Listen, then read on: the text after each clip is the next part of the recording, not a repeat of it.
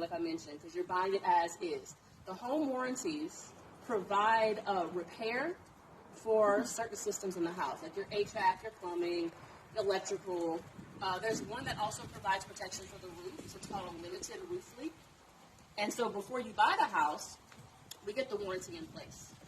I often ask the seller to pay for it on your behalf for the first year, because that first year, that's that year where you are trying to get the furniture. You're trying to set things up. You don't need something unexpected happening. I had a power surge. Some kind of animal got into energy stuff and blew the whatever the thing was, and it damaged my thermostat in my first year of home ownership. That's not something that could have been predicted. So I like to get the seller to provide that warranty because I didn't want to pay money out of pocket for that. So the warranty came in, they sent a technician, he changed the thermostat box out, I paid $70.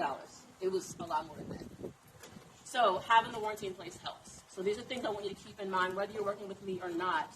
Ask your real estate agent. They should know how to get you a warranty in place. So are there any specific questions that you guys would have for a real estate agent? Yeah. How do you find one? How do you find one?